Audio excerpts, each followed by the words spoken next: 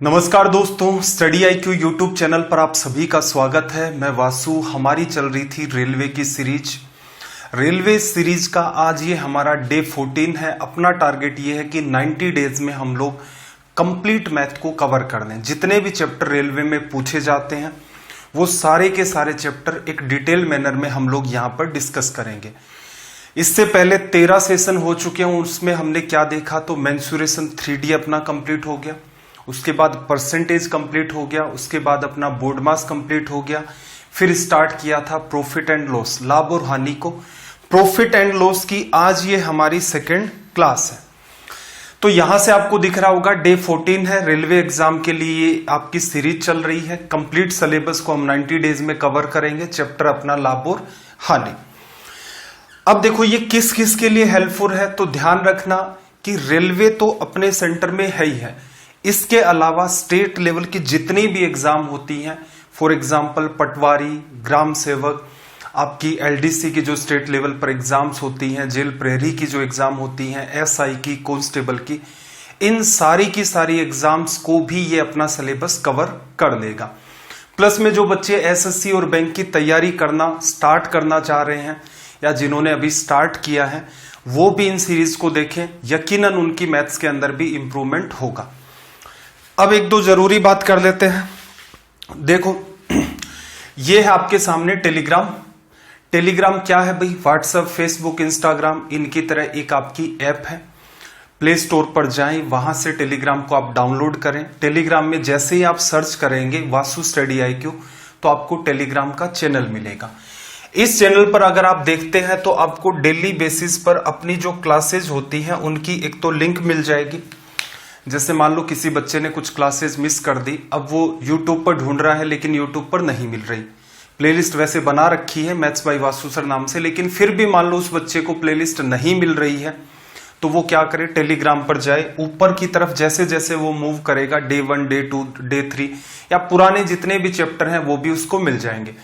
Plus इसके ऊपर आपको PDF सेंड की जाती है और अपनी जो PDF होती है वो सबसे यूनिक होती है, या यूं कह लो कि शायद आपने इस फॉर्मेट की PDF अभी तक नहीं देखी होंगी। इतना रिलेवेंट इनका पैटर्न होता है, जैसा आपको पढ़ाया जाता है वैसा का वैसा। प्लस में इनमें एक सुविधा और भी रहती है, अगर आपके पास PDF है तो आपको कहीं भी कोई लिंक ढूंढने की नीड नहीं है कि वासु सर ने मैथ्स के इस दिन क्या पढ़ाया था। आपके सामने PDF रहेगी। मान लो 100 सवाल हो गए, उसके बाद 101वें सवाल में क्लास चेंज हुई आपकी, तो वहीं ऊपर लिखा हुआ है click here to watch video class. जैसे ही आप क्लिक करेंगे तुरंत आप YouTube पर आ जाएंगे उस पर्टिकुलर क्लास में। तो एक ये फायदा है। प्लस में यहां पर मैं आपको बीच बीच में नोट्स प्रोवाइड करवाता रहता हूं, तो इनके लिए, इन सारी चीजों के लिए आप Vasu study IQ Telegram channel को जरूर ज्वाइन करें। 90 दिन का टाइम मैं आपसे मांग रहा हूं। लगभग 100+ अपने घंटे होंगे ही होंगे यकीनन, लेकिन अगर आप ये सारे के सारे सेशन ईमानदारी से करते हैं तो आपका जो रेलवे है, रेलवे के अंदर आप मैथ्स के अंदर 100% अपना जो स्कोर है उसे सिक्योर कर सकते हैं। इसके अलावा और क्या है भाई, Vasu study IQ doubt group है नीचे की तरफ, यहां पर आप अपने डाउट्स सेंड कर सकते हैं। तो चलिए आज का सेशन स्टार्ट करते हैं। सुंदर सुंदर नोट्स बनाया करें, उनको रिवाइज किया करें। और आपको दोनों ही टाइप की अप्रोच बताई जाती है। एक वो बच्चे भाई जिनको मैथ समझ नहीं आता तो समझाने वाली एक अप्रोच होती है, और दूसरी आपकी अप्रोच ये वाली रहती है कि जिसके थ्रू आप एग्जाम में क्वेश्चंस को कैसे माइंड में डील कर सकते हैं। चलिए भाई, क्वेश्चन नंबर 221, 220 सवाल हो चुके हैं। 221 नंबर क्या कहा, 25 संतरे बेचने पर एक दुकानदार 5 संतरों के विक्रय मूल्य के बराबर हानि उठाता है, उसका हानि प्रतिशत ज्ञात करें। एक छोटी सी बात है आपकी भाई, आप इक्वेशन कैसे बनाते हैं पहले तो ये समझो। अगर आपने ये बात समझी, पहले तो मैं आपको अंडरस्टैंड करवाता हूं असल में मामला क्या है। रीजन ये है कि भाई बहुत सारे बच्चे ऐसे होते हैं जिनको मैथ्स को लेकर खौफ रहता है। खौफ क्यों है? वो चाहता है सवाल तुरंत हो, और इसके लिए वो क्या करता है, ट्रिक याद करता है, ट्रिक वाला मास्टर ढूंढता है। ट्रिक क्या है? असल में एक फॉर्मूला है भाई। ट्रिक कोई नई चीज थोड़ी ना, आपके सामने फॉर्मूला रखा। परसेंटेज चैप्टर जैसे मान लो आप उठाते हैं, उसमें आपको 20-30 ट्रिक बना के दे दी, ऐसा सवाल आएगा ये करना, ये आएगा तो ये करना। ये सबसे वाहियात तरीका होता है। रीजन, जैसे ही वो सवाल की लैंग्वेज चेंज करेगा, आपकी ट्रिक या फॉर्मूला है वो एकदम फेल हो जाएगा। सवाल का अगर वो स्तर बढ़ा देता है, अगर आपकी अंडरस्टैंडिंग में सवाल नहीं है, इसका मतलब आपको सवाल गलत करना ही पड़ेगा, कोई समाधान नहीं है, या फिर उसमें टाइम किल करोगे। इसलिए मैथ्स को समझे। मैं बार बार कहता हूं आपसे कि अर्थमेटिक जो है आपका अंक गणित है वो आपका जस्ट कॉमन सेंस है। जिस बच्चे ने इन चीजों को समझा है उसे किसी फॉर्मूले की, किसी ट्रिक की नीड नहीं है, सीधे सीधे। और इसमें भी मैं आपको दो चीजें बताता हूं, ऑलमोस्ट अपने हर सवाल में दो चीजें बताता हूं कि ये आपको समझ में आना चाहिए, जिससे कि मैथ जिसका एकदम खराब है उस बच्चे को भी बात समझ में आ जाए। दूसरी अप्रोच अपनी क्या रहती है, एग्जाम अप्रोच, कि आप एग्जाम में इन सवालों को ऐसे भी डील कर सकते हैं। देखना, सवाल था आपका इक्वेशन कैसे बनती है, समीकरण। देखो छोटी सी बात है भाई, आपने वस्तु को खरीदा, वो उसका क्रय मूल्य हो गया। अगर लाभ हुआ तो इसका मतलब क्रय मूल्य में वो मूल्य जुड़ेगा और आप वस्तु को बेच देंगे। लिखा जाएगा 10 रुपए में वस्तु खरीदी, 3 का लाभ हुआ तो कितने में बेचा, 13 में। अगर हानि होती है, अगर आपका लॉस होता है तो क्रय मूल्य से कम कीमत पर जाएगा और इससे हम लोग विक्रय मूल्य कहेंगे। 10 रुपए में वस्तु को खरीदा, 3 रुपए की हानि, कितने में बेच दिया भाई, 7 रुपए में। ये मेरे ख्याल से इतनी आसान बात है, हर बच्चे को पता है। तो इसी बात से सवाल को सोल्व कर लो। इसने क्या कहा, 25 संतरे बेचने पर। यहां एक इंपॉर्टेंट बात और आएगी कॉमन सेंस में। क्या, आप मान लो 10 संतरे खरीद के लाते हैं, एक संतरा आपने खरीदा 10 रुपए का, कितने रुपए दिए भाई आपने, 100। अब आपके पास एक ग्राहक आता है, आप उसे 8 संतरे बेच देते हैं, कितने रुपए में, 100 रुपए में। अब मैं आपसे कहूं कि उसे ऑल ओवर कितना लाभ या हानि हुआ, तो हो सकता आपका रिप्लाई हो कि सर 100 रुपए में खरीद के लाए थे, 100 रुपए में इनको बेच दिया। इसका मतलब ना तो लाभ और ना ही हानि। अब आप मुझे एक बात बताओ, वो 2 संतरे और बचे हुए हैं आपके, उनका क्या किया। एक संभावना ये हो सकती थी आप उनको किसी को फ्री में दे देते या खुद खा लेते, संभावना थी। इस केस में आपको पता चल गया कि 10 संतरों के 100 रुपए लगे थे, 10 संतरे आपके हाथ से जा चुके हैं, आपके हाथ में 100 रुपए, नो प्रॉफिट नो लॉस। ऐसा भी हो सकता था कि आपके पास कोई आता, आप बड़े लेवल के कलाकार हैं, आपने सोचा कि 8 तो बिक ही गए, 2 बचे हैं, ट्राई करते हैं। किसी को कह देते कि ये वहां से लाया गया संतरा है, कश्मीर में संतरे नहीं होते, सेब होते हैं, लेकिन ये कश्मीर के बागानों के अंदर उगाया गया संतरा है। क्या रेट है भाई, 1 के 50 रुपए। चलो 2 संतरे हैं 100 रुपए में, आपने बेच दिया। तो इसका मतलब 8 संतरे आपने 100 में बेचे, 2 संतरे फिर आपने 100 में बेचे 200 रुपए में। अब आप कह सकते हैं 10 संतरों के आपकी जेब से रुपए लगे थे 100, आपने कितने में बेचा, आपने बेचा उनको 200 में। क्लियर है। एक संभावना यह भी हो सकती है, मान लो आपने अपने दोस्त को खिला दिया एक संतरा, वो बीमार हो गया, हॉस्पिटल उसे आप ले गए, वहां 5000 रुपए लग गए। क्लियर। एक आपने खा लिया, वो ठीक था, आप बीमार नहीं हुए। तो इसका मतलब यहां क्या हुआ, 10 संतरे आप लाए थे, आपकी जेब से 100 रुपए लगे, और जब आपकी हाथ से 10 के 10 संतरे जा चुके हैं तो आपको 100 रुपए तो उधर से मिल चुके थे 8 के, लेकिन 5000 रुपए और जेब से लगे, तो क्या हुआ, नुकसान। तो मैं आपसे ये कहना चाहता हूं, जितनी वस्तुएं, जितने आर्टिकल आपने खरीदे हैं, जितनी वस्तुएं आपने खरीदी हैं, उतनी की उतनी जब तक आप नहीं बेच देते हो तब तक ये कहना संभव नहीं है कि आपको फाइनली लाभ हुआ है या फाइनली आपको हानि हुई है। तो क्या ध्यान रखना है, जितनी वस्तुएं आप बेच रहे हो उतनी वस्तुएं आपको खरीदनी ही पड़ेंगी, तभी आप लाभ या हानि की गणना कर सकते हैं।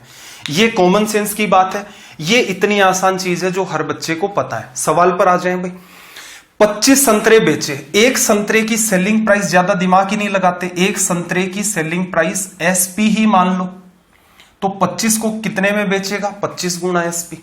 मैंने क्या माना, एक संतरे की सेलिंग प्राइस मेरी एसपी है, तो 25 को 25 में बेचेगा। अब 25 खरीदे भी तो होंगे, अभी अभी बात समझिए। तो एक संतरे को अगर वो सीपी रुपए में खरीदता है तो 25 को कितने में खरीदेगा, 25 गुना सीपी।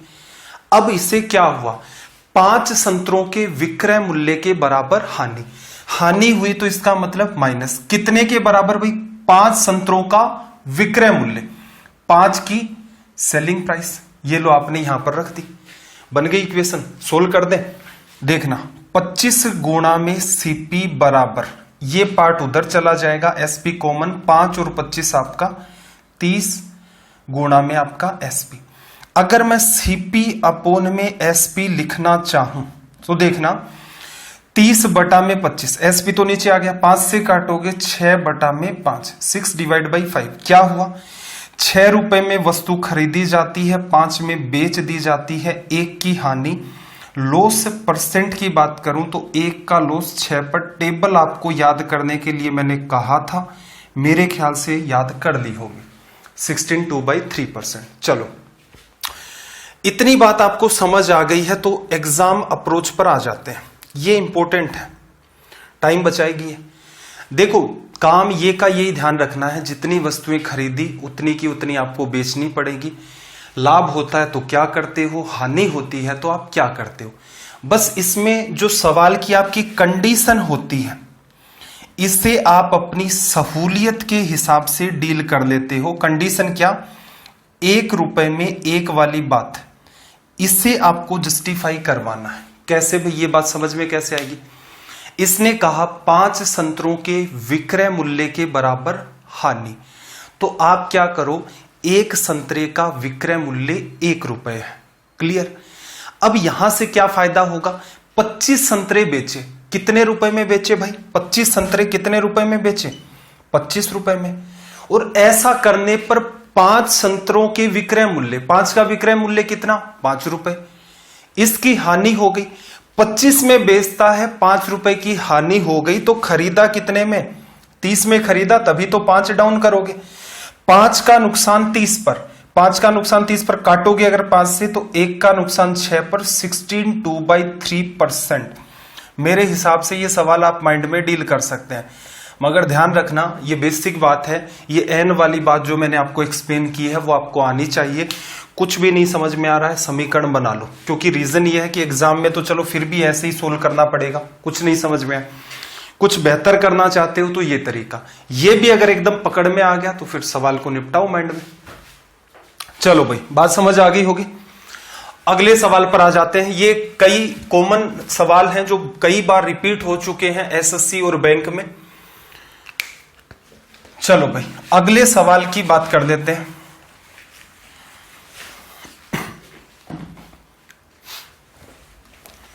नेक्स्ट क्वेश्चन को देखना, पहले तो लैंग्वेज पढ़ो और जो बच्चा कर सकता है वो करो। ये बात भी हटा रहा हूं, रीजन क्या है, ये इजी सी बात है, ये आपको पता है। देखना जरा, इसने क्या कहा, 33 मीटर कपड़ा बेचने पर एक दुकानदार 11 मीटर कपड़े के क्रय मूल्य के बराबर हानि कमाता है, उसका हानि प्रतिशत ज्ञात करें। मैंने आपको बार बार ये कहा है कि जो आपके सवाल की कंडीशन है, आपके सवाल की जो कंडीशन है उसको आप फोकस करो। इसने क्या कहा, शर्त क्या है, दुकानदार 11 मीटर कपड़े के क्रय मूल्य के बराबर हानि। तो आप क्या मान लो भाई, 1 मीटर जो कपड़ा है उसका क्रय मूल्य क्या है, 1 रुपए। 1 मीटर कपड़े का क्रय मूल्य 1 रुपए। 33 मीटर उसने कपड़ा बेचा, तो 33 मीटर खरीदा भी तो होगा। कितने रुपए में खरीदा भाई 33 मीटर कपड़ा, 33 रुपए में। हानि कितने की हुई, 11 मीटर कपड़े का क्रय मूल्य कितना, 11। तो इसका मतलब 33 रुपए का सामान खरीदा, इस पर 11 की हानि हो रही है। इसमें तो कोई चिंतन ही नहीं करना, 1/3 आ गया। प्रतिशत में बदलना है गुणा 100, और या फिर 33 सही 1/3%। अब थोड़ा सा मैं उन लोगों की बात कर लेता हूं जो ट्रिक वाले खिलाड़ी हैं। वो क्या करते हैं, इनमें जब क्रय मूल्य दिया होगा तो सीधे सीधे जो बात मीटर के साथ क्रय मूल्य वाली हो ऊपर रख देंगे, दूसरी बात को नीचे रखेंगे। विक्रय मूल्य का केस आता तब क्या कहते हैं कि जो कंडीशन दे रखी है उस वाले को इसमें जोड़ देंगे जब हानि होगी या लाभ होगा, या इसको घटा देंगे ऊपर रख देंगे, नीचे वाले में वही बात जोड़ेंगे। इस टाइप की इतनी वाहियात लेवल की ट्रिक मैंने ऑब्जर्व की है। कुछ राइटर हैं जो बुक्स को लिखते हैं, पता नहीं वो क्यों लिखते हैं, ठीक है, मैं ये नहीं कहता कि उनकी कोई बात गलत है या नहीं लिखना चाहिए, लेकिन मेरे समझ में नहीं आया, मैथ्स को पढ़ने और पढ़ाने का ये तरीका तो नहीं होना चाहिए कि बच्चों को पता नहीं चल रहा है कि क्या हुआ। बस वो क्रय मूल्य वाली बात देखेगा, वो सीधे 11/33 करेगा, विक्रय मूल्य में लाभ होगा तो कुछ चेंज करेगा, हानि होगी तो कुछ चेंज करेगा। कॉमन सेंस आपका इतना सा आप इमेजिन कर दो, कुछ भी नहीं करना। या फिर इक्वेशन बनाना चाहते हो तो क्या करो भाई, 33 मीटर कपड़े की सीपी 33 गुणा सीपी। फिर क्या कहा इसने, 11 मीटर कपड़े के क्रय मूल्य के बराबर हानि, 11 मीटर कपड़े का क्रय मूल्य 11 गुना सीपी, बेचा कितना भी 33 गुना में एसपी। ये इससे लेस होगा तो 22 गुना में आपका क्या आ जाएगा, सीपी बराबर 33 गुना में एसपी। आपको मैंने ये बताया भी था, ये सीधे सीधे भी आप लिख सकते हो, सीपी की ये वैल्यू है और एसपी की ये वैल्यू है। 33 रुपए की चीज 22 में गई, 11 का नुकसान हुआ किस पर, 33 पर, 1/3 और आपका सीधे सीधे रिजल्ट आ गया 33 1/3%। मेरे हिसाब से इसे प्रीफर करें, माइंड में आप डील कर सकते हैं। आई होप बात समझ आ गई होगी। 223 लैंग्वेज को रीड करो और सोल्व करके बताओ।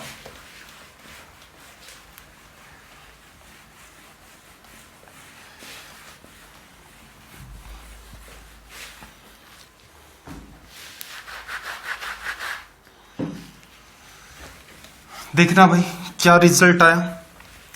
इसने कहा 24 आर्टिकल्स, 24 वस्तुओं का क्रय मूल्य 28 वस्तुओं के विक्रय मूल्य के बराबर है, हानि का प्रतिशत।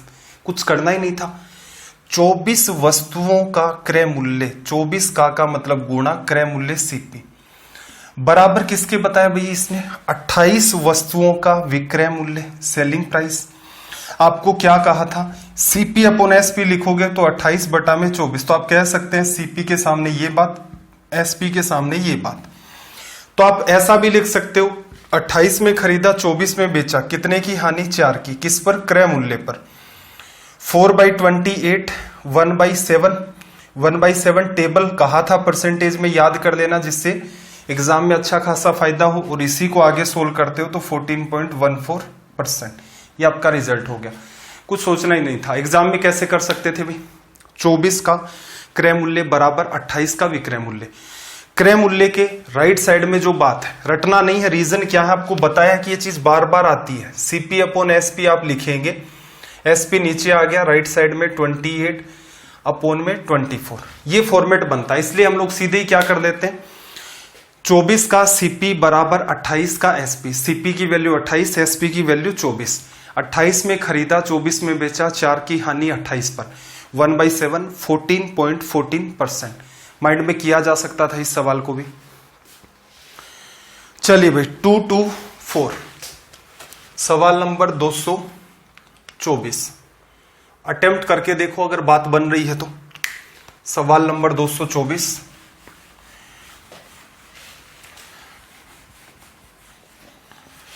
और आपको पीडीएफ सेंड की थी मैंने स्टार्टिंग में, जब ये सीरीज आपकी स्टार्ट हुई थी टेलीग्राम पर, कि कौन सा चैप्टर कब चलेगा। तो वो सवाल कई बार बच्चे पूछ रहे हैं, तो मेरे ख्याल से आप या तो सेशंस को देखना नहीं चाह रहे होंगे शुरुआत से, कि नहीं अभी से ही तैयारी करते हैं, शुरुआत वाले कौन देखेगा। तो ध्यान रखना कहीं ऐसा ना हो कि एग्जाम होने के बाद आप इन सेशंस को, इसीलिए मैं आपको पीडीएफ देख रहा हूं, एग्जाम होने के बाद आप मैच करें और फिर आपको अफसोस हो कि यार सवाल तो यहीं से आ रहे थे, ऐसा ही पैटर्न था पूछने का, ये कि ये चीजें पढ़ाई जा चुकी थी।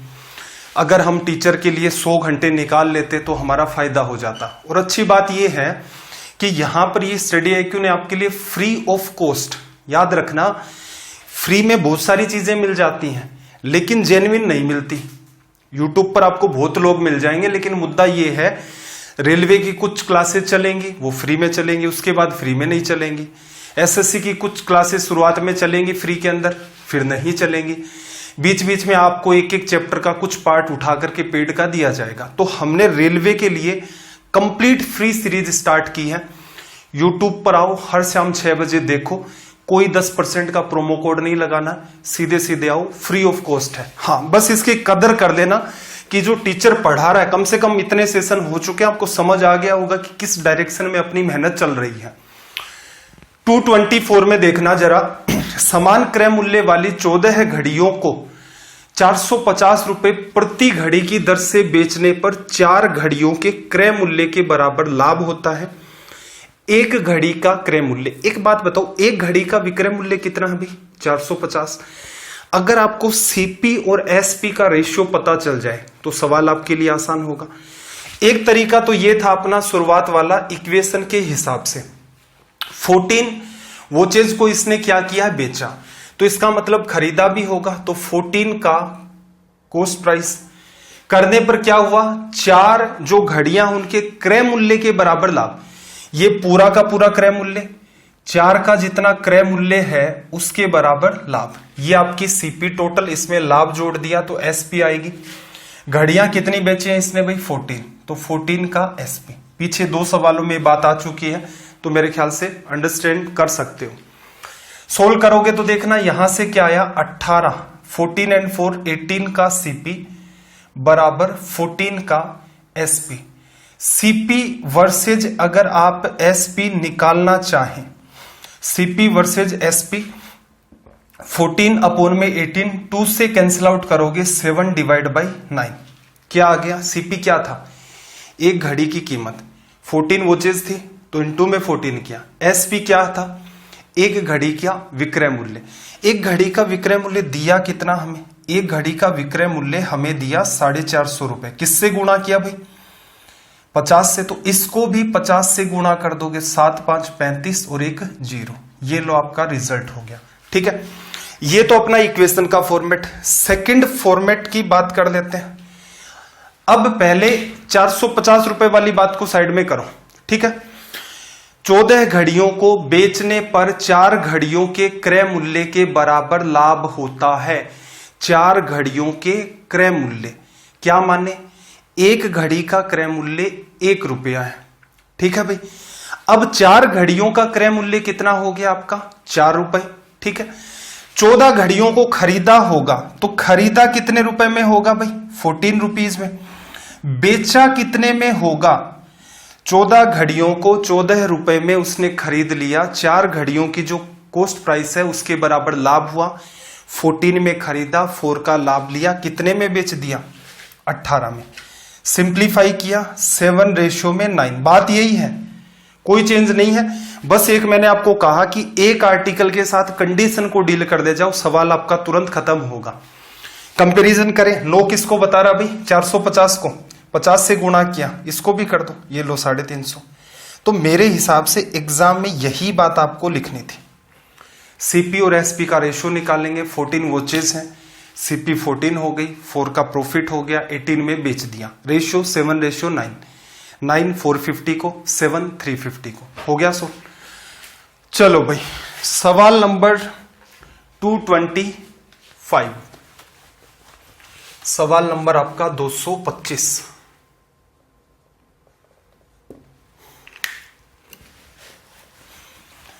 लैंग्वेज को रीड करो सबसे पहले, अटेम्प्ट करो इसको। देखो, एक दुकानदार विक्रय मूल्य पर 20% हानि कमाता है तो क्रय मूल्य पर हानि ज्ञात करें। देखो, लॉस जब भी आप परसेंट में कैलकुलेट करते हैं तो ऊपर लिखते हैं लॉस और नीचे क्या लिखते हैं कॉस्ट प्राइस। फ्रैक्शन बनता है और इसे अगर प्रतिशत में बदलना चाहते हैं तो गुणा 100, ठीक है। तो लॉस का जो रेशियो अगर आपको लिखना है, असल में देखा जाए तो आप ऐसे बनाते हो लॉस अपॉन सीपी, और इसे जब परसेंट में कन्वर्ट करना होता है तो मल्टीप्लाई कर देते हैं 100 में से, लॉस परसेंट आ जाता है। इसने क्या किया भाई, अंडरस्टैंड करना, 20% का इसे लॉस हुआ, 20% की वैल्यू कितनी भाई 1/5, ऊपर इसने क्या लिखा होगा लॉस लिखा होगा, क्योंकि प्रॉफिट निकालता तो ऊपर प्रॉफिट लिखता, लॉस निकाल रहा है तो ऊपर लॉस लिखेगा। लेकिन इसने क्या किया, विक्रय मूल्य पर काउंट कर लिया, विक्रय मूल्य पर, इसका मतलब इसने नीचे की तरफ क्या लिखा होगा सेलिंग प्राइस। अब बात को अंडरस्टैंड करना, 5 रुपए में एक वस्तु को बेचा गया, 5 रुपए में बेचा गया, बेचने पर 1 रुपए की हानि हुई तो खरीदा कितने में 6 में। एक्चुअल में लॉस परसेंट क्या हुआ 1 रुपए का कॉस्ट प्राइस पर आपको निकालना था, जो कि रिजल्ट क्या आ गया 16.2/3%, ठीक है। जैसा आपको दिख रहा है एग्जाम में आप डील कर सकते थे, यहीं का ही है 20% 1/5, विक्रय मूल्य 5 है, 1 की हानि हुई है, क्योंकि नीचे विक्रय मूल्य है, 1 की हानि हुई है, 1 की हानि तो सेम रहेगी, क्रय मूल्य कितना आ गया 6, तो इतना सा करना था, 1/6 आपको पता है 16.2/3% होता है। तो ये सारी चीजें आपके अंडरस्टैंडिंग में होनी चाहिए कि लाभ प्रतिशत या फिर हानि प्रतिशत कैसे निकाला जाता है। सवाल नंबर 226 पर आ जाते हैं, क्वेश्चन नंबर 226।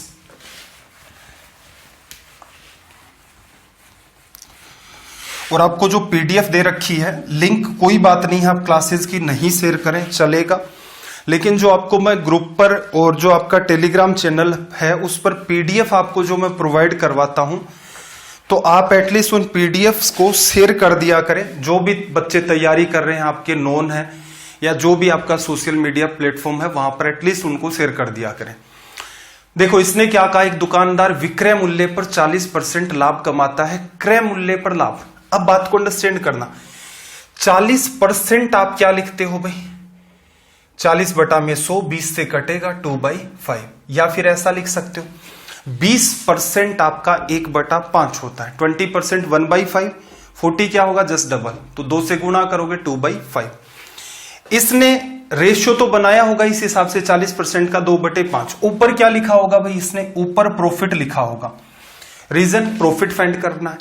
नीचे क्या लिखा होगा, नीचे इसने सेलिंग प्राइस, रीजन क्या है, सवाल में कह रखा है विक्रय मूल्य पर हुआ है। अब अगर आप एक्चुअल में इसे देखना चाहें तो आपको यह बात दिखेगी, वस्तु को 5 रुपए में बेचा जाता है, 2 का लाभ हुआ है, कितने में खरीदा, 3 में, तो इसका मतलब 2 रुपए का लाभ, क्रय मूल्य तो 3 है, 2/3 क्या भाई 66.66 लिख दो, या फिर 66 2/3%, या फिर ये भी नहीं पता है तो ऐसा कर दो, 100 से इसको गुणा कर दो, 200 में 3 का भाग दोगे तो आपका रिजल्ट आ जाएगा। क्लियर, इजी तरीका भी हो सकता था, माइंड में भी प्रयास करें। 40% 2/5, 2 का लाभ 5 में बेचा, 2 का लाभ 5 में बेचा, खरीदा कितने में, 3 में, क्रय मूल्य 3 रुपए, लाभ 2 का 2/3, 66 2/3%। तो इसका मतलब ये सवाल आप थोड़ा सा प्रयास करते तो माइंड में सोल्व हो सकता था। चलिए अभी सवाल नंबर 227 की बात कर रहे हैं, 227।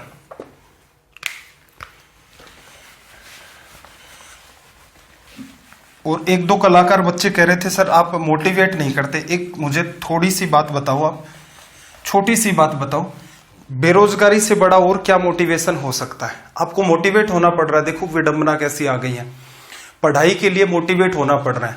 कोई वाहियात काम होता है, आपका काम करने का मन नहीं है और उसका आपके जीवन पर कोई प्रभाव नहीं पड़ने वाला होता है, तब तो आपको मोटिवेशन की नीड होती है। अब यहां पर एक सिंपल सा काम है, एक एग्जाम को क्रैक करना है जिससे आपकी डायरेक्शन इधर जा रही थी तो थोड़ा सा ऊपर की तरफ मूव करना स्टार्ट कर देगी, उसमें भी आपको मोटिवेशन चाहिए। बेरोजगारी से बड़ा मेरे हिसाब से कोई मोटिवेशन नहीं है। असल में आपको मोटिवेशन नहीं चाहिए, आपको चाहिए बातें। टीचर 2 सवाल करवाए, खूब सारी इधर उधर की बात करें, फिर 1 सवाल करवाए, इधर उधर की बात करें, तो थोड़ा सा सिंसियरिटी के साथ पढ़ो यार। मोटिवेशन की क्या नीड है, कोई अच्छी किताबें पढ़ लिया करो, गौरव सर वाली जो बुक है उसी को ही पढ़ लो अगर आपको मोटिवेशन ही चाहिए। मुझे बड़ी स्टैंडर्ड बुक लगी कि मोटिवेशन की अगर हम लोग बात करें तो ये ठीक खाने की तरह ही काम करती है। ठीक है, कि मान लो कोई बच्चा मोटिवेट नहीं हो रहा है, बाकी मुझे नहीं लगता इन चीजों से कोई फर्क पड़ जाता है। आपको एग्जाम करेक्ट करनी है तो डेली बेसिस पर 5-7 घंटे पढ़ो, फिर भी आपको ये लगता है कि नहीं मोटिवेट होना है, कुछ जानना है मेरे को, तो उस बुक को आप पढ़े। बुक एकदम खाने की तरह होती है आपकी, मोटिवेशन भी आपका खाने की तरह। ऐसा नहीं है एक दिन आपने खूब सारा खाना खा लिया इसका मतलब आपको 20 दिन भूख नहीं लगेगी, नहीं। बुक्स जिनकी पढ़ने की आदत होती है उनको डेली बेसिस पर 2 दिन 3 दिन 5 दिन से कुछ ना कुछ एक चैप्टर पढ़ लिया बुक का, ऐसे पढ़ना पड़ता है। तो वो जो बुक है आप उसे पढ़ सकते हैं मोटिवेशन के लिए, बाकी बेरोजगारी से बड़ा कोई मोटिवेशन नहीं है, ये बात आप ध्यान रखना। चलो भाई, अपना पैटर्न चेंज हुआ है, यहां पर स्टार लगा लेना। पैटर्न क्या कह रहा है, 1 रुपए में 32 टॉफियां बेचने पर एक दुकानदार को 40% की हानि होती है। बताइए 1 रुपए में कितनी टॉफियां बेचे 20% का लाभ प्राप्त हो। पिछले लेक्चर में सवाल करवाया था, फिर भी मैं आपको एक बार के लिए सवाल करवा देता हूं। देखो मान लो आप किसी वस्तु का क्रय मूल्य ले लेता हूं मैं, जैसे 50 रुपए, ठीक है, और आप इसे बेच देते हैं 10% का लाभ लेकर के, कितने में 10% निकालोगे 5। क्रय मूल्य कितना आ जाएगा भाई 100%, विक्रय मूल्य कितना होगा 110%। ठीक है, आप सीपी अपॉन में एसपी का रेशियो बना लें। सीपी आपने रुपए में लिखी, रुपए में कितनी 50 और एसपी रुपए में कितनी 55। यही रेशियो आप परसेंटेज में लिखेंगे तो परसेंटेज में सीपी आपकी 100%, एसपी आपकी 110% बन गया। आप ऐसा भी कर सकते थे, आप क्या लिख लेते, ऊपर रुपए लिख देते, नीचे आप परसेंटेज लिख लेते, एक बार सीपी को टारगेट करते, सीपी ऊपर रुपए कितने 50 रुपए, परसेंट में यही वैल्यू किसको बता रही है 100% को। एक बार आप एसपी का रेशियो बना लेते 55 रुपए और नीचे यही वैल्यू किसको बता रही है भाई 110% को। सोल्व करके देख लो, परसेंट से परसेंट कट जाता है, यहां पर 50 1/2 1/2। तो मेरा कहने का मतलब ये बात और ये बात दोनों सेम ही है, सिर्फ और सिर्फ रिप्रेजेंटेशन का फर्क है। तो इसके लिए मैं पिछली क्लास में भी आपको बता चुका हूं कि आप हमेशा ही ऐसे सवालों को सोल्व करेंगे एक आर्टिकल की प्राइस, एक आर्टिकल की प्राइस, हर टाइप के सवाल का समाधान हो जाएगा। अब आपके मन में सवाल आ सकता है, सर प्राइस क्या, प्राइस कॉस्ट प्राइस भी हो सकती है आपकी, प्राइस आपकी सेलिंग प्राइस भी हो सकती है। अब इसको रटना नहीं पड़ेगा, अदरवाइज क्या होता है, इस टाइप के जो पैटर्न होते हैं बच्चे उसमें ऑप्शन से दिमाग लगाते हैं, जो कि एकदम वाहियात तरीका है। देखना, मेरे साथ साथ चलना, हम लोग हमेशा ही यहां टारगेट करेंगे रुपीज अपॉन में परसेंटेज, और ये बात किसके लिए लिखेंगे हम लोग भाई, एक आर्टिकल के लिए।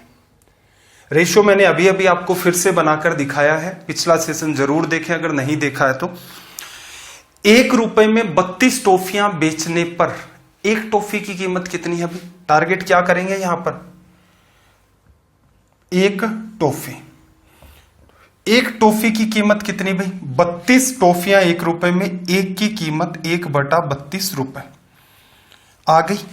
ये बात लिखी हमने रुपए में, इसी बात को परसेंटेज में कहोगे तो कैसे कह पाओगे। इसने कहा 40% की हानि हुई, तो कितने परसेंट में बेचेगा 60%। तो इसका मतलब इसी बात को अगर आप परसेंटेज में लिखना चाहें तो नीचे क्या आएगा 60%। अब आपसे कह रहा है कि 1 रुपए में कितनी टॉफियां बेचे कि 20% का लाभ हो।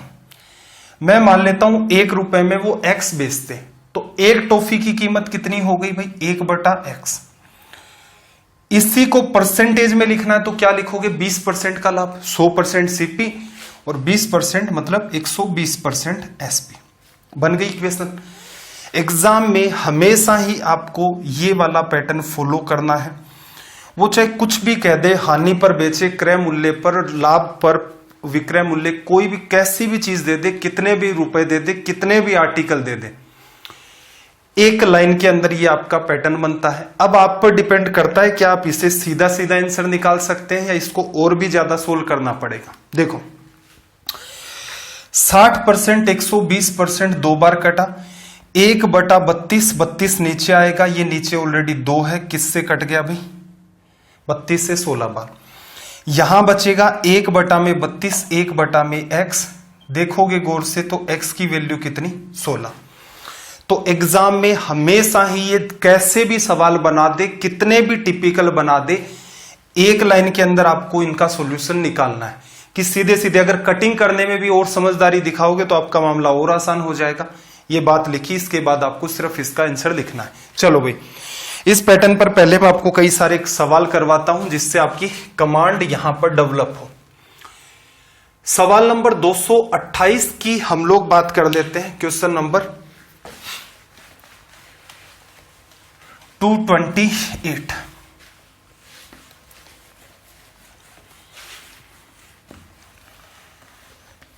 देखो 228 में इसने क्या कहा, 1 रुपए में 25 टॉफियां बेचने पर दुकानदार को 25% की हानि।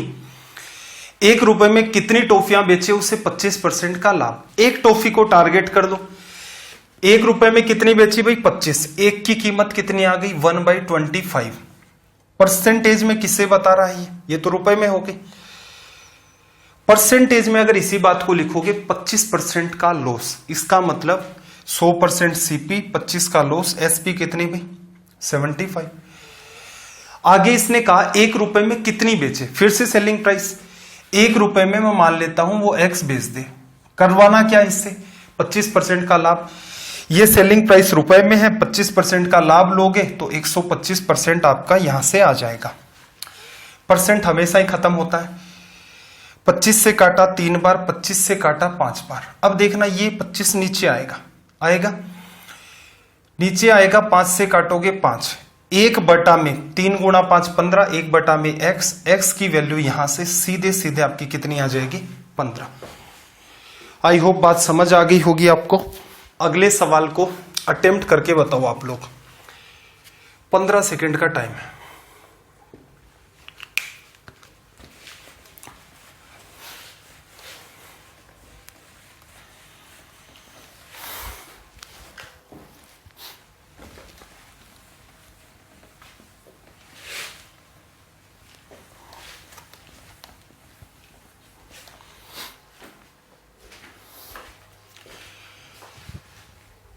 आई होप आ गया होगा रिजल्ट यहां से।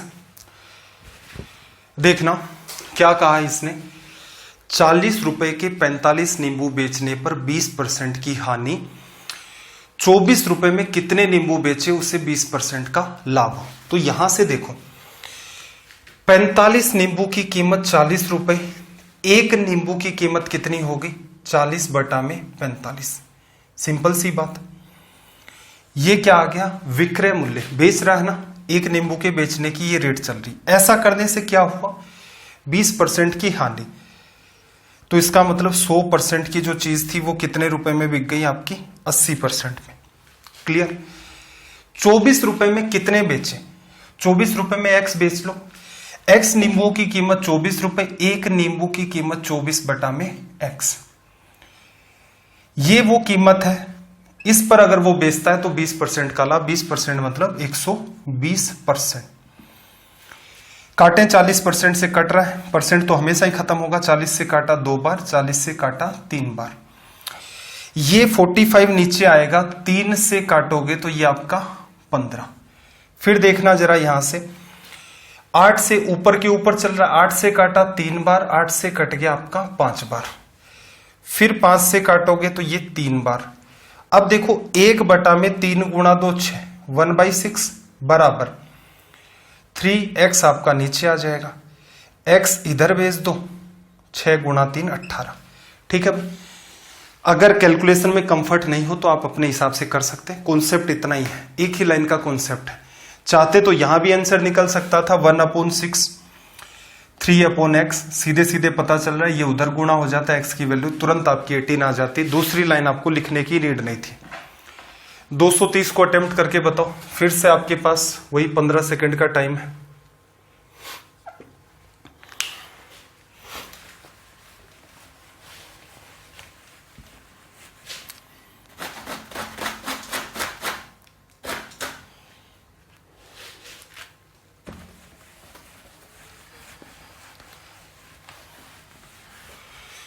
देखो 230 में क्या कहा, 160 रुपए के 90 नींबू बेचे, 20% की हानि, 80% में बेच दिया। 96 रुपए में कितने नींबू बेचे कि 20% का लाभ, 120%। तो सीधे सीधे एक नींबू की कीमत 160 रुपए में 90, एक की कीमत 160 बटा में 90। ऐसा किया, क्या हुआ भाई, ऐसा करने पर 20% का उसे हो गया लॉस। 20% लेस करोगे तो कितना 80% बराबर 96 रुपीज में कितने बेचे, 96 रुपीज में x बेचते तो एक की कीमत 96 बटा में x अपॉन क्या होना चाहिए भाई, ये कीमत किसको बता रही है विक्रय मूल्य को, और इस कीमत में 20% का लाभ, तो परसेंटेज में ये आ गया आपका 120%। काट दो, 0 से 0, 16 से काटा आपने 6 बार, 40 गुणा 2 180, 40 गुणा 3 120, 3 ये 9 नीचे आ गया 3 गुणा 2 नीचे की तरफ आ गया ना, 1/6 बराबर x 6 बटा में x इधर आ गया, 6 गुणा 6 36। ठीक है। कंफ्यूजन हो रहा है तो एक स्टेप और लिख सकते हो, बाकी प्रयास करना एक लाइन लिखो, सीधे का सीधा रिजल्ट आपका बन जाए। चलिए भाई अगले सवाल की तरफ मूव करते हैं। सवाल नंबर 231, क्वेश्चन नंबर 231। फील आ रहा है क्या आप लोगों को? फील आपको आना ही पड़ेगा, इसी हिसाब से सिंसियरिटी के साथ 1 घंटे पढ़ाई लिखाई कर लिया करो, जीवन सुधर जाएगा। वरना बहुत ज्यादा ज्ञानी बनने के चक्कर में पड़ोगे, ओवर स्मार्ट बनोगे, कोई ना कोई फायदा उठा ले जाएगा। क्योंकि आजकल क्या है, वैसे भी हथेली में सपने नहीं, हथेली में चांद दिखाए जाते हैं। कई बच्चे देख भी लेते हैं और फिर सारा का सारा मामला, इस बार इससे हथेली में चांद देखा है, अगली बार दूसरे से देखेंगे, उससे अगली बार तीसरे से, इतने में एक पंचवर्ष योजना लग जाती है। फिर आसपास इतने प्रेशर आपके ऊपर एक्टिवेट हो जाते हैं, फैमिली का, सोसाइटी का, ये वो, खुद का। फिर बच्चा सोचता है कि गवर्नमेंट जॉब उसके भाग्य में नहीं थी। वो पंडित जी भी कह रहे थे कि गवर्नमेंट जॉब तुम्हारे भाग्य में नहीं है, मैं तो जबरदस्ती लगा हुआ था। ठीक है, तो इसका मतलब थोड़ा सा खुद में इंप्रूवमेंट करें, सिंसियरिटी के साथ लगे रहे। मुझे भी पता है इसमें जोर आता है, लेकिन इसके रिजल्ट्स हैं वो बड़े ही सटीक निकल के आएंगे, हमेशा ध्यान रखना। देखो 231 में क्या कहा, 1 रुपए में 12 वस्तुएं बेचने पर एक की कीमत 1/12, 25% का लाभ, नीचे लिख दिया मैंने 125%, बराबर 30 वस्तुओं का क्रय मूल्य ज्ञात करें। सवाल की लैंग्वेज चेंज हुई, स्टार लगा लो। 30 वस्तुओं का क्रय मूल्य, मैंने मान लिया 30 वस्तुओं का क्रय मूल्य x रुपए है। एक वस्तु का क्रय मूल्य कितना होगा, x/30। क्रय मूल्य किसको बताता है भाई, 100% को। लैंग्वेज चेंज हुई है। कई बार बच्चा सोचता है सर इस बार तो परसेंटेज था ही नहीं, इस बार तो उसने रुपए दिए ही नहीं। कोई फर्क नहीं पड़ता भाई, वो पैटर्न है, वो इतनी जगह लगेगा। सारे के सारे सवाल आपके सामने रखूंगा और लगभग सारे सवाल सीजीएल में पूछे गए हैं, सोल्व कर लो। 25 से काटा 4 बार, 25 से काटा 5 बार, ये 12 नीचे आएगा। 4 से काटोगे 3 बार, ये नीचे आ गया। 15 गुणा 2, 5 गुणा 3 15, x/30। ये 15 इस 30 से 2 बार कटेगा, x की वैल्यू आ जाएगी 2। एक लाइन चाहो तो बढ़ा करके लिख लेना, अगर पकड़ में है तो कोई समस्या नहीं है, सीधे सीधे ये सवाल सोल्व हो जाएंगे। 232 पर आ जाते हैं, क्वेश्चन नंबर 232। देखना, एक दुकानदार 5 रुपए में 6 की दर से, फिर से स्टार लगा लो। सवाल का पैटर्न फिर से चेंज हुआ है, समझते हैं, फिर प्रयास करते हैं इस सवाल को सीधे सीधे कैसे डील कर लिया जाए। क्या कहा इसने कि एक दुकानदार जो है वो 5 रुपए में 6 की दर से कुछ नींबू खरीदता है और 6 रुपए में 5 की दर से बेच देता है। पूरे व्यवसाय में, पूरे बिजनेस में उसे कितने प्रतिशत का लाभ या हानि हुई। आपको मैंने ये कहा था, आपके आर्टिकल्स जो हैं वो इक्वल होने चाहिए। कब, खरीदते टाइम और बेचते टाइम। सबसे जरूरी बात यह है इनका इक्वल होना। अगर आप इन्हें इक्वल नहीं करेंगे तो जो स्टोरी सुनाई थी वो 8 संतरे जो आप कश्मीर के बागानों से खरीद के लाए थे, उसे थोड़ा सा दिमाग में सेट रखना। जितनी वस्तुएं आपने खरीदी हैं उतनी की उतनी वस्तुएं अगर आप नहीं बेचते हैं तो तब तक आपको ये प्रॉपर रिजल्ट नहीं मिलेगा। यहां से ऑब्जर्व करना, एक दुकानदार 5 रुपए में, सीपी कितनी है भाई रुपए में 5, कितने नींबू खरीदता है 6। आर्टिकल में लिख लेता हूं यहां पर 6। फिर 6 रुपए में क्या करता है, 5 बेच देता है। सेलिंग प्राइस क्या है, सेलिंग प्राइस 6 रुपए, कितने की 5 की। टोटल बिजनेस में उसे क्या हुआ, लाभ या हानि प्रतिशत ज्ञात करें। कुछ बच्चे क्या करते हैं सर, वो ये कह देते हैं कि ऐसा कर दो, एक को टारगेट कर लेते हैं। ठीक है, एक को आप टारगेट कर सकते हो, इसमें कोई समस्या नहीं है। जैसे एक तरीका मैं आपको बताऊं, अगर आप टारगेट करते एक नींबू को, एक नींबू की बात करें क्रय मूल्य और विक्रय मूल्य, तो यहां पर बेहतर ये रहेगा कि आप यहां रेशियो ले लेना। ठीक है, एग्जिट सीपी और एसपी लिखोगे, उसमें एक दूसरे को लेस करोगे तो उसमें भी टाइम किल होगा, करके देख लेना। लेकिन जो बच्चे एक को टारगेट लेकर के करना चाहते हैं तो वो कुछ ऐसा देखें। क्या किया इसने भाई, 5 रुपए में 6, तो एक की कीमत कितनी आ गई 5/6। फिर इसने क्या किया अभी, 6 रुपए में 5 से बेच दिए, एक की कीमत 6/5। ये 5 का गुणा इधर कर दो, क्रय मूल्य 25 आ गया, विक्रय मूल्य आपका 36 आ गया, कोई समस्या नहीं है। 11 रुपए का लाभ हुआ, किस पर आपका 25 पर, प्रतिशत में बदलना है, गुणा कर दो 100। 4 बार कटा, रिजल्ट कितना आ गया 44%। कोई बुराई नहीं है, मेथड में प्रीफर कर सकते हो। ठीक है, एक बात मैं जो समझाना चाह रहा हूं, यहां पर भी देखो आर्टिकल तो सेम करने ही पड़ते हैं। आपने एक नींबू लिया दोनों ही केसेस में कि एक नींबू हमें पता चल जाए इतने रुपए में खरीदा और इतने में बेच डाला, तो बेटर क्या रहेगा, रेशो लेना। रेशो नहीं लोगे, अगर एक नींबू के ऐसे निकालोगे कि 5/6 रुपए में खरीदा, 6/5 रुपए में बेचा, तो नीचे लिख दिया क्रय मूल्य 5/6, लाभ हुआ है तो 6/5 में से 5/6 निकाल लोगे, प्रतिशत में बदलना है गुणा 100। ये सबसे वाहियात तरीका, इसको अवॉइड करना भी। एक को टारगेट करो। सिंपल सटीक बात ध्यान रखो कि जिस बच्चे को क्रय मूल्य विक्रय मूल्य का अनुपात पता है वो लाभ प्रतिशत हानि प्रतिशत तुरंत के तुरंत बता सकता है। तो बात को बढ़ा क्यों रहे हो, रेशो लो और कर सकते हो। चलो एक तरीका और देखना भाई, यहां से देखो, यहां आर्टिकल सेम नहीं है, ठीक है। ये तरीका इसलिए सिखा रहा हूं, समझने में आपको ये लगेगा सर एक नींबू से करते तो बेहतर होता, लेकिन माइंड में अगर करना चाहते हो तो आप ये तरीका प्रीफर करोगे। पहले इसे समझो, कितने आर्टिकल भाई 6, कितने 5, तो बराबर करने पड़ेंगे। बराबर करोगे तो यहां से देखना 6 और 5 का लघुत्तम 30, इसका मतलब 5 का गुणा ऊपर कर दो, 6 का नीचे कर दो। अब जो आपके पास नया मामला सेट हुआ है उसमें देखना आर्टिकल्स की अगर मैं बात करूं 6 गुणा 5 30, 5 गुणा 6 30 आर्टिकल। सीपी रुपीज में हम लोग देखना चाह रहे हैं, एसपी रुपीज में हम लोग देखना चाह रहे हैं। देखना 5 का गुणा किया 25 रुपए और 6 का गुणा किया कितने आगे 36 रुपए।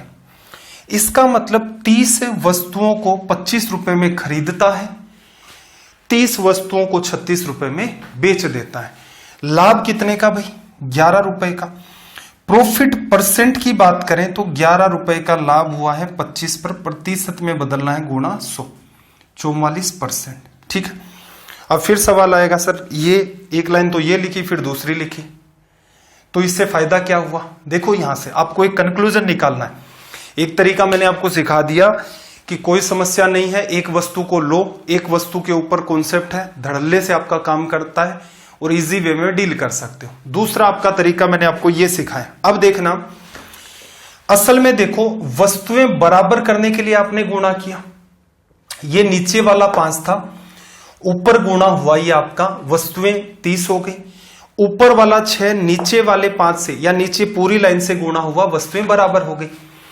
अब कोई आपसे ये कहे, इसको छोड़ते हैं, अब कोई आपसे ये कहे कि अगर आप नीचे वाले इसका आर्टिकल आपको सेम बनाने, इस 5 का अगर आप ऊपर गुणा करेंगे और इस 6 का नीचे गुणा करेंगे तो आर्टिकल आपके बराबर हो जाएंगे। आर्टिकल बराबर हो गए बस, तो आपको क्या फाइंड करना है, क्रय मूल्य और विक्रय मूल्य। तो बेटर क्या रहेगा, जब आप ऊपर 5 का गुणा करेंगे तो सीधे सीधे कर क्यों नहीं रहे, कर दो। क्रय मूल्य 25, नीचे 6 का गुणा हुआ, आर्टिकल बराबर हो गए यहां से तो, और ये 30। तो अब यहां पर 6 गुणा 6 सॉरी 36। अब यहां फायदा क्या हुआ ऐसे डील करने का, आप उनको बराबर करके मत देखो, आपको पता होना चाहिए कि बराबर करने होते हैं, करके देखना नहीं है। समझ लिया बराबर करके क्यों कर रहे हैं, ये बात समझ में आ गई।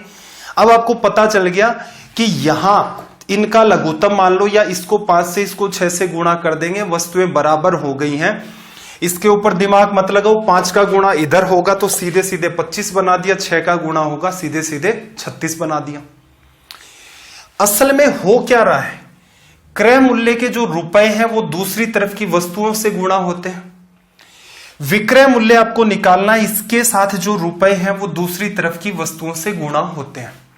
सवाल में देखोगे जरा, सवाल में देखना 5 रुपए में 6 की दर से खरीदे, 5 रुपए खरीदने के से दूसरी तरफ की वस्तुएं कितनी 5, तो इसका मतलब 5 गुणा 5 25 रुपए में तो खरीदा। फिर देखना 6 रुपए में 5 की दर से बेचे, कितने रुपए में भाई 6 रुपए में। इन रुपयों को बेचने वालों को दूसरी तरफ की वस्तुओं से आपने गुणा किया है, तो सीधे सीधे 6 गुणा 6 36, कितने का लाभ 11 का, किस पर भाई 25 पर, प्रतिशत में बदलना है गुणा 100, 4 बार कट गया, कितना आ गया 44%। तो मेरा उद्देश्य ये था कि मैं आपको ये वाली बात समझा ले जाऊं, ठीक है। कुछ बच्चे होंगे जो एसएससी बैंक की तैयारी भी कर रहे होंगे, शुरुआत भी की होगी, तो मैंने आपको पहले भी कहा था मेरा प्रयास रहेगा, ये नहीं कहता कि आप रेलवे की 90 दिन की क्लासेस देख लो, इससे आप मेंस 4 डालोगे सीजीएल का, नहीं। कभी नहीं फोड़ सकते इतने से कंटेंट से। क्योंकि जो भी चैप्टर, जैसे आप एक एग्जांपल के थ्रू समझो यार, मैंने आपको कोऑर्डिनेट ज्योमेट्री पढ़ा है, मैंने कोऑर्डिनेट ज्योमेट्री के 10 आपके लेक्चर दिए, क्लियर है? 10 लेक्चर में मैंने आपको कोऑर्डिनेट ज्योमेट्री कवर करवाया, क्या क्या चीजें पढ़ाई, एक एक चीज को खोल खोल के आपके सामने रखा, सवाल ऑप्शन से कैसे होंगे, आपको क्या ध्यान रखना है, आपको क्या नहीं ध्यान रखना है। पुराने सेशन देख लो, हर चैप्टर में मतलब 180 तक भी सवाल हमने पहुंचाए, 189 तक भी हमने सवाल पहुंचाए, और 150 से ऊपर तो हमने 2-3 चैप्टर के अंदर सवाल डिस्कस किए हैं, ठीक है? तो एसएससी सीजीएल की तैयारी, सीएचएसएल की भी आप उसी में कंसीडर कर सकते हो, क्योंकि एडवांस मैथ का लेवल वहां भी वैसा ही है, प्लस सीडीएस, बैंक पीओ। तो इन सब की जो तैयारी होती है उसमें आपको लेवल बूस्ट करना पड़ता है, एक डिफरेंट आपकी डायरेक्शन होती है। हमने रेलवे को स्टार्ट किया है, कोई बच्चा एसएससी की तैयारी शुरू करना चाहता है, या जो बच्चा ये देखता है कि मैं भविष्य में, अभी तो मैं कॉलेज का स्टूडेंट हूं लेकिन इन फ्यूचर मुझे इन एग्जाम्स की तैयारी करनी है, बिल्कुल उसे पूरा फायदा होगा इन सेशन से भी। वो देखे, बेसिक में यहां भी कवर करवा रहा हूं, यही सवाल अगर आप ऑब्जर्व करेंगे, इस चैप्टर को पढ़ाए हुए प्रॉफिट लॉस से ऑब्जर्व करेंगे तो आपको पता चलेगा कि यहां जितने हम लोग सवाल कर रहे हैं, ऐसे हमने 10-15 सवाल सीजीएल वाली सीरीज में भी देखे थे।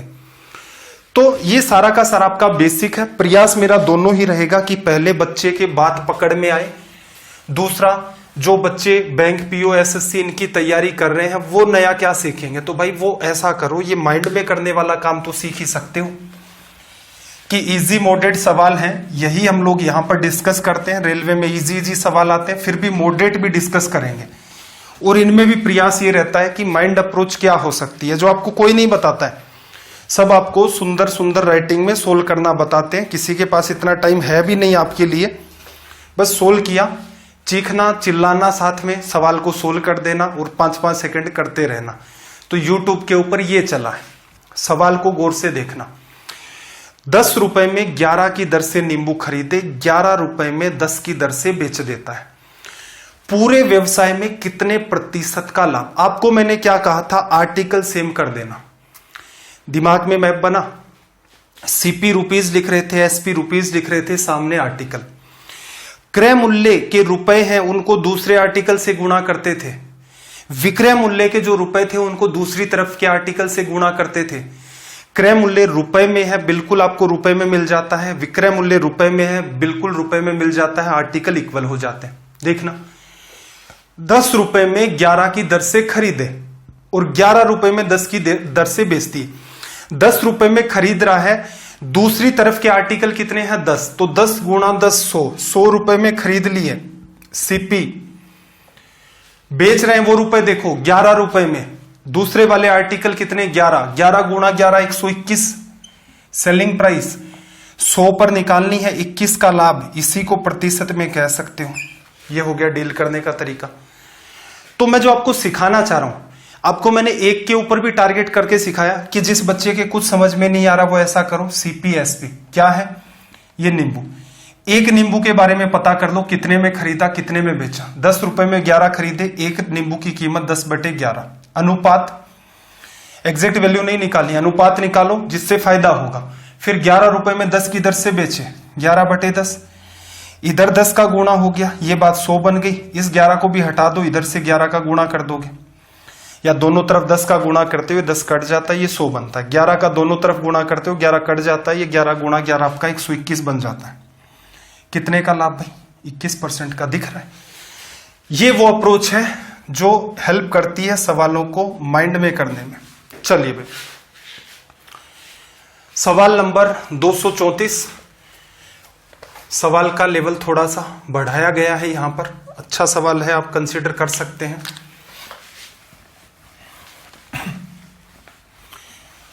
इसके स्टार लगा लेना भाई, इसमें थोड़ा सा और भी आपको ध्यान रखना पड़ेगा।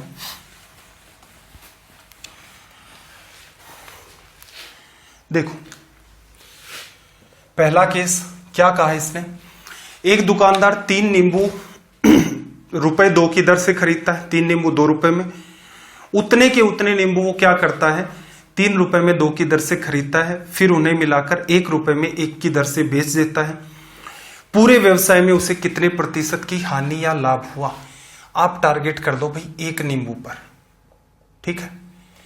एक नींबू पर अगर आप टारगेट करेंगे तो समस्या क्या आएगी देखना जरा। क्रय मूल्य की अगर मैं बात करूं, हमने क्या सीखा, आपको टारगेट करना है एक नींबू पर। पहले वाले केस में 3 नींबू 2 रुपए में, एक की कीमत कितनी भी 2/3 रुपए। दूसरे केस में कीमत कितनी 3 रुपए में 2, एक की कीमत 3/2। अब आप कहोगे सर अगर मैं इन दोनों को जोड़ दूं कुल क्रय मूल्य आ गया। एक नींबू आपने यहां खरीद लिया, एक नींबू यहां खरीद लिया, तो ऐसा करो 2 नींबू खरीद डालो भाई। कोई बाउंडेशन थोड़े ना है कि मंडी में थोड़ा ना गए कि आपको एक बोरी खरीदनी पड़ेगी। लॉजिक वो समझो, हम लोग हमेशा ही एक आर्टिकल पर काम करते थे। कंडीशन में इसने जबरदस्ती ये चीज आपके सामने फंसा दी। अब ध्यान रखना सेलिंग प्राइस निकालते टाइम हम इधर कितने नींबू ले रहे हैं 2। इसने क्या कहा 1 रुपए में 1 नींबू बेचा गया, 2 नींबू कितने में बेचेगा, ये इंपॉर्टेंट पार्ट है। कितने रुपए में 1 रुपए में 1 नींबू बेचा, 2 रुपए में 2 बेचेगा, तो विक्रय मूल्य कितना 2 रुपए।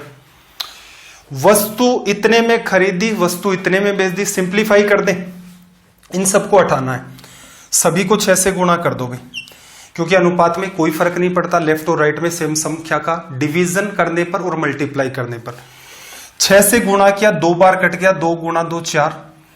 इसको 6 से गुणा किया 3 से कटा, 3 गुणा 3 9। 6 से गुणा किया 2 बार कट गया 12। 13 रुपए की वस्तु 12 रुपए में बेची गई। कितने रुपए की हानि हुई 1 की। लॉस परसेंट 1 का नुकसान हुआ है 13 पर, प्रतिशत में बदलना है गुणा 100, 100 से गुणा किया 13 7 91, 9 बच गया अपोन में 13, प्रतिशत रिजल्ट आ गया। ठीक है। अब रेलवे वाले बच्चों को मैं बहुत ज्यादा घसीटना नहीं चाह रहा हूं इसमें, ये पैटर्न ठीक है, कारगर है, सटीक है, कोई कंफ्यूजन नहीं क्रिएट करेगा। अभी तक आज के सेशन को अगर आप गौर से देखें, जितने भी सवाल कर रहे हैं हम लोग एक आर्टिकल के ऊपर या एक के ऊपर टारगेट कर लेकर के कर रहे हैं और सटीक तरीके से आपके सवाल सोल्व हो रहे हैं। ठीक है भाई, चलो। और माइंड में अगर करना चाहते तो थोड़ा सा ध्यान रखना पड़ेगा। 2 रुपए उधर 2 रुपए, सॉरी क्रय मूल्य खरीदते टाइम 2 रुपए, फिर 3 रुपए। यहां आर्टिकल आप सेम बनाओगे तो थोड़ा सा चेंज होगा। 2 गुणा 2 4 रुपए में आर्टिकल कितने 3 गुणा 2 6 निकल के आएंगे। फिर दूसरे केस के अंदर 3 नींबू खरीदता है 3 रुपए में, उसको गुणा करोगे वहां भी आर्टिकल आएंगे 6। कीमत कितनी आ जाएगी 9 और 4 13, 13 रुपए में कुल 12 आर्टिकल। 12 आर्टिकल को 12 रुपए में एक की दर से बेचा, तो इसका मतलब 12 में बेच दिया, 13 में खरीदा, 1 का नुकसान 13 पर। तो रेलवे के बच्चों के लिए वो तरीका हेक्टिक होगा, हालांकि माइंड में हो जाता है, लेकिन कोई समस्या नहीं भाई, इससे काम चलाओ आप। ठीक है। सीजीएल में वैसे मैंने बताया भी था डिटेल में। ज्यादा लेवल देखो मजबूरी है, खींच नहीं सकते, क्योंकि बहुत सारे बच्चे ऐसे हैं, अगर आप वीडियोस के कमेंट देखेंगे तो आपको आइडिया लग जाएगा कि कुछ बच्चे कहते हैं कि हमें खौफ है। तो वो खौफ खत्म कब होगा, जब उनकी मैथ समझ में आनी स्टार्ट हो जाएगी। प्रयास पूरा रहेगा कि हर सवाल में आपको बेहतर अप्रोच मिले। चलिए भाई, अगले सवाल को अटेम्प्ट करके बताओ आप मुझे। सवाल नंबर 235 में कहा क्या इसने कहा किसी वस्तु को कितने प्रतिशत लाभ पर बेचा जाए कि विक्रय मूल्य को दुगुना करने पर लाभ 4 गुना हो जाए। स्टार लगा दो भाई। रीजन क्या है, सवाल नकली है बिल्कुल, कोई दो राय नहीं है, लेकिन लैंग्वेज ऐसी है कि समझ में नहीं आती। तो यहां से ऑब्जर्व करना, किसी वस्तु को कितने प्रतिशत लाभ पर बेचा जाए कि विक्रय मूल्य को दुगुना करना है, लाभ 4 गुना। मैंने खरीदा सीपी में, खरीदा, या फिर ऐसा कर दो, थोड़ा सा तनाव कम करना है, मैंने वस्तु को X रुपए में खरीदा, ये मेरा क्रय मूल्य था, और वस्तु को मैंने 1 रुपए का या 1 का लाभ लेकर बेच दिया, एक अनुपात में है। और कितने रुपए में बेचेंगे भाई, X + 1 में। ठीक है भाई। अगले केस की अगर मैं बात करूं, यहां पर अगले केस में मेरा जो लाभ है वो कितना है, 4 गुना। यहां से लाभ कितना है मेरा, 4 गुना। तो मैं क्या कर दूं, पहले 1 का लाभ हो रहा था अनुपात में, अब कितने का होगा, 4 का। क्रय मूल्य बदला, नहीं बदला भाई, क्रय मूल्य नहीं बदला। इसने क्या कहा, देखो यहां पर अगर आप इसके थ्रू ये कीमत निकालते हैं तो ये कीमत आती है X + 4। कोई दो राय नहीं है। लेकिन उसने क्या कहा, यहां जो कीमत लिखी जाएगी वो क्या होगी, इसकी जस्ट डबल। विक्रय मूल्य दुगुना किया है तो 2 गुणा में x प्लस 1, ये आपकी कीमत लिखी जाएगी। अगर आप इसे सरल करते हैं 2x और x राइट साइड में x बचेगा, ये 2 इधर आ जाएगा, 4 में से घटा 2, क्या आया, x की कीमत 2। वस्तु को 2 में खरीदता था, शुरुआत में 1 का लाभ होता था, 3 में बेचता था। वस्तु को 2 में खरीदा, 4 का लाभ हुआ तो वस्तु की कीमत 6 रुपए। इधर दुगुना करते तो भी आपकी कीमत कितनी, 6 रुपए। आपको फाइंड क्या करना था, प्रॉफिट परसेंट। शुरुआत में लाभ कितने का, शुरुआत में 1 का लाभ, किस पर भाई, 2 पर। क्या लिख सकते हो, 50% लिखा जा सकता है। चलो, कुछ बच्चों को यहां पर कंफ्यूजन हुआ होगा, ठीक है, तो मैं थोड़ा सा इसको, इस बार हमने क्या लिया भाई, क्रय मूल्य हम लोगों ने माना था। आप थोड़ा सा डायरेक्शन चेंज करके भी इस पर चिंतन कर सकते हैं। कैसे, लाभ पहले 1 का हो रहा है, मैंने वस्तु को बेच दिया y रुपए में। अगले केस में मेरा लाभ जो है वो 4 गुना हो चुका है, इसमें कोई कंफ्यूजन नहीं है। पहले जितना लाभ हो रहा था, जितना प्रॉफिट था, उसका 4 टाइम। पहले जितने में बेच रहा था उसके जस्ट डबल में बेच देगा, 2y लिखा जा सकता है। क्या क्रय मूल्य को चेंज किया हमने, क्रय मूल्य को नहीं चेंज किया। देखना जरा यहां से, क्रय मूल्य x रुपए है, यहां भी क्रय मूल्य आप x रुपए मान लो, ठीक है भाई। आप क्या कह सकते हैं, आप कह सकते हैं कि जब आप x में 1 जोड़ते हैं तो y निकल के आता है, कोई समस्या नहीं है। x में खरीदा, 1 रुपए का लाभ आपने y में बेच दिया। दूसरे केस में क्या लिखोगे, x में अगर आप 4 जोड़ें, x में 4 जोड़ें तो मैं x में 4 जोड़ता हूं तो मुझे क्या मिलता है, 2y। अब आप ऐसा करो, नीचे वाले समीकरण में से ऊपर वाले समीकरण को घटा दो। 2y में से y चला गया, y बचा, x से x कट गया, y में से ये चला गया 3, y की वैल्यू 3। आपको लाभ प्रतिशत निकालना है तो देखना, 3 रुपए, 1 रुपए, तो ये कितना, तो ये 2 रुपए की वस्तु 1 का लाभ लेकर 3 में बेच दी। 1 का लाभ किस पर, 2 पर, 50%। कुछ बच्चे इसे बाई ऑप्शन भी करना प्रीफर करते हैं, ठीक है भाई, जैसा भी आपको कन्वीनियंट लगे। मुझे देखो कैसे कन्वीनियंट लगता है ये वाला तरीका। ये सब फालतू बात थी, ये नहीं लिखना था, ये ऊपर वाला पार्ट भी हटा दो। क्या दिमाग लगाते, देखो वही बात मैं आपको सिखाने की कोशिश कर रहा हूं। x में 1 जोड़ते हो y आता है, x में 4 जोड़ते हो 2y आता है। तो इसका मतलब आप x में 1 जोड़ो और 3 जोड़ो तो 4 जुड़ गए। x में आप 1 जोड़ो 3 जोड़ो 2y आएगा, उसको y प्लस y मान लो। x में 1 जोड़ा y, इधर x में 1 जोड़ा और 3 जोड़ा 2y आ गया, तो x प्लस 1 तो y है, तो 3 y की वैल्यू हो गई। y की वैल्यू 3, 1 जोड़ा तो ये वैल्यू 2, 1 का लाभ 2 पर, रिजल्ट 50%। तो ये आपकी अंडरस्टैंडिंग है कि भाई आप सवाल को किस वे में ले जाकर डील करना चाहते हैं, इतना है। या फिर बिल्कुल नहीं समझ में आ रहा है तो फिर भाई वो पुराना जो पैटर्न है उसे प्रीफर करना ही पड़ेगा। सवाल नंबर 236 की बात कर लेते हैं। क्वेश्चन नंबर 236, लैंग्वेज को रीड करो।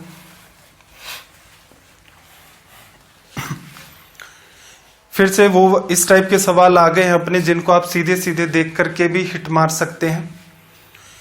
क्या कहा है इसने भाई आपको, इसने कहा कि एक दुकानदार किसी वस्तु को 450 रुपए के स्थान पर यदि 550 में बेचे तो उसे उतना ही लाभ होता है जितनी पहले हानि होती थी।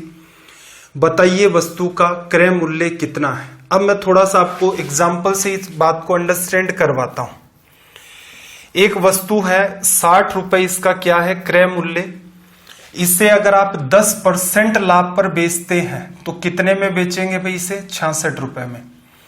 अगर आप इसे 10% हानि पर बेचते हैं तो कितने में बेचेंगे, इसे आप 54 रुपए में। क्लियर। सवाल असल में यहां से बनाता है। आपको क्या कहेगा वो, आपको ये कहेगा कि एक वस्तु को 54 रुपए के बजाय अगर 66 रुपए में बेच दे तो जितने का लाभ, जितने की यहां पर हानि हो रही थी उतने का यहां पर लाभ होगा। अब ये जो लैंग्वेज बोल रहा है कि जितने की आपको पहले हानि हो रही थी उतने का अब लाभ होगा। ये लैंग्वेज उसकी परसेंटेज में भी हो सकती है, ये लैंग्वेज उसकी रुपए में भी हो सकती है। क्या कहा मैंने? इस सवाल को ऐसे भी पूछ सकता था, अगर एक वस्तु को 54 रुपए की बजाय 66 रुपए में बेचे तो पहले जितनी उसे हानि प्रतिशत हो रही थी अब उतने ही प्रतिशत उसे लाभ होगा। लैंग्वेज 1 जब वो परसेंटेज में कहे, रुपए में बताओगे मुझे कितने का हानि हुई है भाई, यहां पर 6 रुपए की, लाभ कितने का हुआ है यहां पर 6 रुपए का।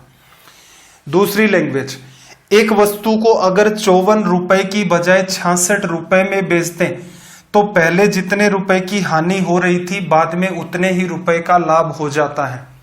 क्या कोई फर्क पड़ता है? कोई फर्क नहीं पड़ता। रीजन, असल में दोनों ही बार जो वैल्यू लिखी जा रही है वो 60 के बेसिस पर है। 60 का 10% लेस करके लिखोगे 54 आएगा, 10% बढ़ा के लिखोगे 66 आएगा। वो 10% इधर 6 की रुपए की तरह काम कर रहा है, इधर भी 6 रुपए की तरह। तो एक तो निश्चिंत रहे कि सर परसेंटेज में पूछ ले तो क्या कर लेंगे, रुपए में पूछ ले तो क्या कर देंगे, हर केस में वही बात करनी है, आपको कोई तनाव नहीं लेना। अब थोड़ा सा ऑब्जर्व करना, वस्तु का क्रय मूल्य कुछ ये था, एक बार 450 में बेचा, 450 रुपए नीचे की तरफ है तो उसे क्या हुआ, हानि हुई। सेलिंग प्राइस 1 पहले तो समझ लेते हैं। एक बार उसने इसे 550 रुपए में बेचा तो इस बार उसे लाभ हुआ। इधर हानि हुई एक्स की और इधर क्या हुआ, लाभ हुआ एक्स का। लिखा जा सकता है। आपको पता है क्रय मूल्य से जितनी दूरी ये है, क्रय मूल्य से उतनी ही दूरी आपकी ये वाली है। 450 में अगर मैं x जोड़ता हूं, माइनस क्या बताता है, इससे घटाया, 450 में x जोड़ता हूं, उसमें x जोड़ता हूं, कितना आएगा 2x। यहां से यहां 50 का अंतर, यहां से यहां 50 का अंतर होगा ना। रीजन क्या है, पूरा अंतर आपका 100 रुपए है।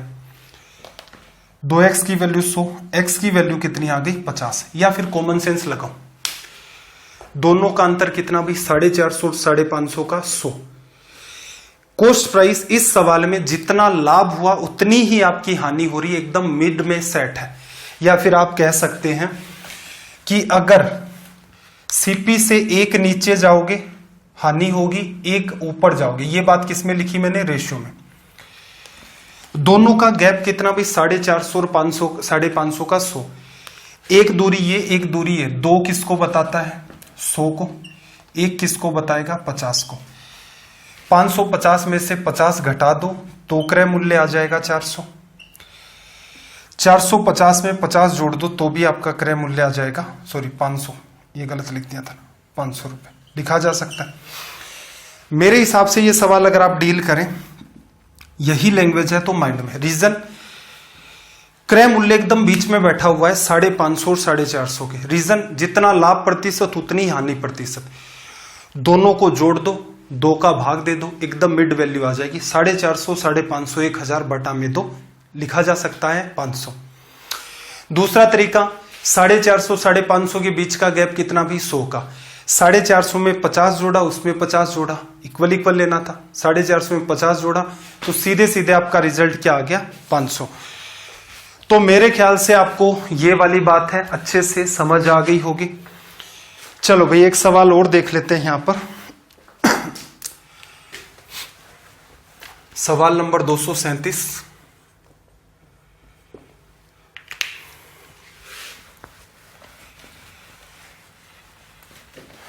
इस सवाल में देखो इसने क्या कहा,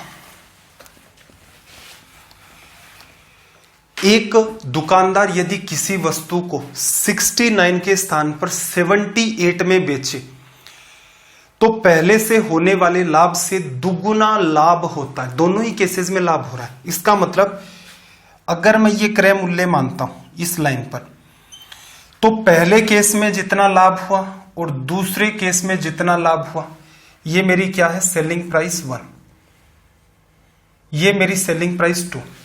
ठीक है, एक बार मैंने क्या किया है, इस वस्तु को 69 में बेचा है और एक बार मैंने वस्तु को 78 में बेचा है। क्या कहा, 69 के स्थान पर 78 में उसे बेच दें तो पहले से होने वाले लाभ से दुगुना लाभ। अगर यहां मुझे x रुपए का लाभ हो रहा है तो यहां कितने का होगा? 2x का। एक बात बताओ, यहां से यहां तक की दूरी और यहां से यहां तक की दूरी, ये दूरी x है, ये 2x है, तो आप ये भी तो कह सकते हो कि भाई इन दोनों के बीच का गैप, ये 2x, ये x, तो ये जो गैप है इन दोनों के बीच का, ये कितना है? x। 78 और 69 का गैप कितना भाई? 9। तो इसका मतलब ये गैप आपका 9, तो आप x की जगह 9 रखेंगे तो क्रय मूल्य भाग करके आ जाएगा 60 रुपए। लिखा जा सकता है। क्या माइंड में कर सकते थे? ट्राई करके देख लो भाई। देखो एक इक्वेशन से भी चलो मैं बता ही देता हूं। क्रय मूल्य है, पहले केस में x का लाभ हुआ, कीमत कितनी आ गई आपकी? 69।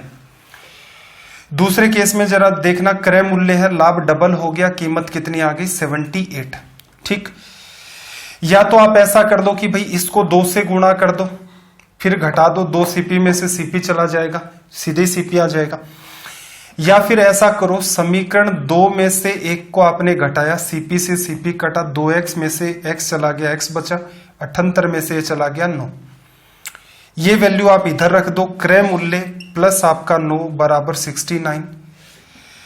This implies CP equals to 60 rupees. लिखा जा सकता है। अगर किसी बच्चे को कोई भी बात नहीं समझ में आ रही है तो वो जैसी लैंग्वेज चल रही है उसको लिख करके सोल्व कर दें। ठीक, एक अंडरस्टैंडिंग ये हो सकती है। अगर आप माइंड में करें तो देखना, क्रय मूल्य से 69 पर, क्रय मूल्य से 79 तक, यहां लाभ हुआ है x का, यहां लाभ 2x का, तो क्रय मूल्य से 69 तक तो x हो गया, 69 से ऊपर 79 फिर x होगा, x की वैल्यू 9, विक्रय मूल्य आपका 69, लाभ आपको x का हुआ 9 रुपए का, क्रय मूल्य कितना? 60। सवाल को आप माइंड में डील कर सकते थे, ऐसा संभव था। चलिए भाई, आज का सेशन यहीं तक अपना रहेगा। इसी पैटर्न पर बेस्ड हम लोग अगली क्लास के अंदर और भी क्वेश्चंस को डिस्कस करेंगे। सेशंस आपको कैसे लगते हैं कमेंट करके जरूर बताया करें। पहली क्लास से देख रहे हैं इंप्रूवमेंट हो रहा है तो भी कमेंट करें। फर्स्ट क्लास से आप देख रहे हैं इंप्रूवमेंट नहीं हो रहा है तो भी आप एटलीस्ट रीजन तो मेंशन करें कि सर ये समस्या हो गई, तो कम से कम मैं खुद पर भी क्वेश्चन मार्क डाल के देखूं कि ऐसा क्या करवा दिया मैंने कि कोई बच्चा समझ नहीं पा रहा है। कंडीशन ये है, क्या आप इनको पहली क्लास से देख रहे हैं? ठीक है, पीडीएफ जो आपको टेलीग्राम चैनल पर मिलती हैं, आपसे बस इतनी सी रिक्वेस्ट है, उनको ज्यादा से ज्यादा शेयर कर दीजिए करें। लिंक ना शेयर करें कोई बात नहीं, पीडीएफ को फैला दिया करें, बाकी उससे अपना काम चल जाएगा। आपका दिन रात सब मंगलमय हो। मिलते हैं अगली क्लास में। जय हिंद, जय भारत।